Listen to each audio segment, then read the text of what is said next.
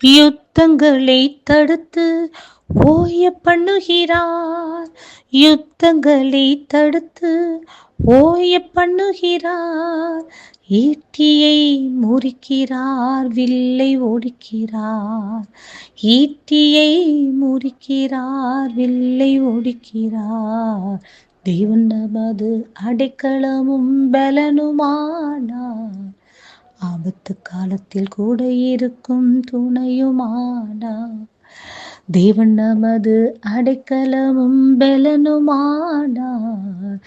ஆபத்து காலத்தில் கூட இருக்கும் துணையுமானார். பூமி நிலை மாறி மலைகள் நடுங்கினாலும், பூமி நிலை மாறி மலைகள் நடுங்கினாலும் பயப்பட மாட்டோம், பயப்பட மாட்டோம், பயப்பட மாட்டோம், பயப்பட மாட்டோம். தேவன் நமது அடிக்கலும் பலனுமானார். ஆபத்து காலத்தில் கூட இருக்கும் துணை. கர்த்தருடைய பரிசுத்த நாமத்துக்கு ஸ்தோத்திரம். 2 நாளாகமம் 16வது அதிகாரம் 7வது வசனம். அக்காலத்திலே ஞான திருஷ்டிக்காரனாகிய அனானி யூதாவின் ராஜாவாகிய ஆசாவினிடத்தில் வந்து அவனை நோக்கி, நீர் உம்முடைய தேவனாகிய கர்த்தரை சார்ந்து கொள்ளாமல் சீரியாவின் ராஜாவை சார்ந்து கொண்டபடியினால் சீரிய ராஜாவின் இராணுவம் உமது கைக்கு தப்பி போயிற்று.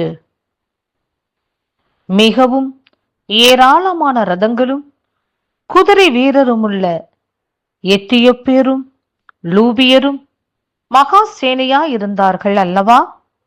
நீர் கர்த்தரை சார்ந்து கொண்ட போதோவெனில் அவர்களை உமது கையில் ஒப்பு கொடுத்தாரே. தம்மை பற்றி உத்தம இருதயத்தோடு இருக்கிறவர்களுக்கு தம்முடைய வல்லமையை விளங்க பண்ணும்படி கர்த்தருடைய கண்கள் பூமி எங்கும் உலாவிக் கொண்டிருக்கிறது. இந்த விஷயத்தில் மதி இல்லாதவராயிருந்தீர். ஆகையால் இது முதற்கொண்டு உமக்கு யுத்தங்கள் நேரிடும் என்றான். ஆம், எது முதற்கொண்டு யுத்தங்கள் நேரிடும் என்றார்? ஆசா கர்த்தரை சார்ந்து கொள்ளாமல் என்றைக்கு சீரிய ராஜாவை சார்ந்து கொள்ள ஆரம்பித்தாரோ அந்த நாளிலிருந்து யுத்தங்கள் ஏற்பட ஆரம்பித்தது. அது மாத்திரமல்ல, சீரிய ராஜாவின் இராணுவம் அவருடைய கைக்கு தப்பி போயிற்று. பிரியமானவர்களே, மிகவும் ஏராளமான ரதங்களும் குதிரை வீரரும் உள்ள எத்தியோப்பியரும் லூபியரும் மகா சேனையாயிருந்தார்கள். அப்பொழுது ஆசா ராஜா கர்த்தரை சார்ந்து கொண்டு இருந்தபடியினாலே அவர்கள்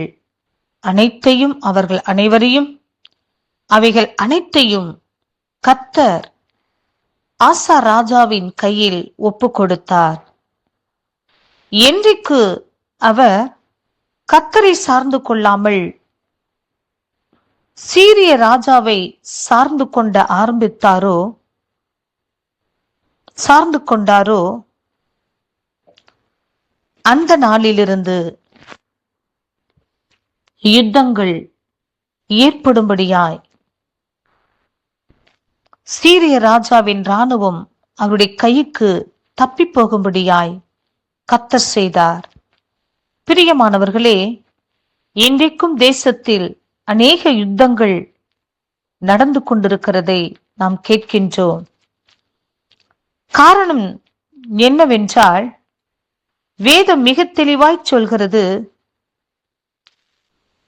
அதிகாரத்தில் உள்ளவர்கள், இந்த உலகத்தில் உள்ள மனிதர்கள் கர்த்தரை சார்ந்து கொள்ளாமல், கர்த்தருடைய வார்த்தையை நம்பாமல், கர்த்தருடைய வார்த்தையை பிடித்துக் கொள்ளாமல் எப்பொழுது உலகத்தை சார்ந்து கொண்டு உலக மனிதர்களை அதிகாரிகளை பிடித்து கொண்டு சுயத்தை நம்ப ஆரம்பித்தார்களோ, சுயத்தை எப்போது சார்ந்து கொள்ள ஆரம்பித்தார்களோ, அன்றிலிருந்து யுத்தங்கள் ஆரம்பித்திருக்கின்றது. பிரியமானவர்களே, தம்மை பற்றி உத்தம இருதயத்தோடு இருக்கிறவர்களுக்கு தம்முடைய வல்லமையை விளங்க பண்ணும்படி கர்த்தருடைய கண்கள் பூமியெங்கும் உலாவிக் கொண்டிருக்கிறது என்று நாம் வாசிக்க கேட்கின்றோம். பிரியமானவர்களே, ஆம், இந்த விஷயத்தில் ஆசா ராஜா மதியில்லாது இருந்தபடியினாலே யுத்தங்கள் ஏற்பட ஆரம்பித்தது. சீரிய ராஜாவின் இராணுவம் அவருடைய கைக்கு தப்பி போயிற்று. இந்த வேத சத்தியத்திலிருந்து கர்த்தர் நமக்கு சொல்கிறதான காரியம், எந்த சூழ்நிலைகளிலும் நாம் மனிதர்களை சார்ந்து கொள்ளாமல், உலகத்தை சார்ந்து கொள்ளாமல், கர்த்தரையே நாம் சார்ந்து கொண்டிருக்கும் போது எல்லா சூழ்நிலைகளிலும் கர்த்தர் நமக்கு எல்லாவற்றிலும் ஜெயத்தை தருவார் என்று சொல்லி விசுவாசியுங்கள். எல்லா யுத்தத்தின் கிரியைகளையும் கர்த்தர் முறியடித்து சகலவற்றிலும் நம்மை ஜெயமெடுக்க வைப்பார் என்று சொல்லி விசுவாசியுங்கள். தேசத்தில் நடக்கிற எல்லா யுத்தங்களும், யுத்தத்தின் சத்தங்களும் நிறுத்தப்பட வேண்டும் என்று சொன்னால், தேவனுடைய பிள்ளைகளாக நாம் அனைவரும் இணைந்து ஜெபித்து உலகத்தின் சூழ்நிலைகளை நம்பி அவைகளை சார்ந்து கொள்ளாமல் கர்த்தரையே நாம் சார்ந்து கொண்டு கர்த்தரையே பிடித்து கொண்டு நாம் உறுதியாய் ஜெபித்தோம் என்று சொன்னால் தேசத்தில் சமாதானத்தை கர்த்தர் உண்டு பண்ணுவார். தேசத்தில் மாத்திரமல்ல, நம்முடைய குடும்பங்களிலும் நம்மை சூழ்ந்திருக்கிற எல்லா இடங்களிலும் ஒரு சமாதானமான சூழ்நிலைகளை கர்த்தர் உண்டு பண்ணுவார் என்று சொல்லி விசுவாசியுங்கள். பரலோக ராஜ்யத்திற்கு பங்காளிகளாக மாறுங்கள். கர்த்தர் இந்த வார்த்தையை ஆசீர்வதிப்பாராக. ஆமேன்.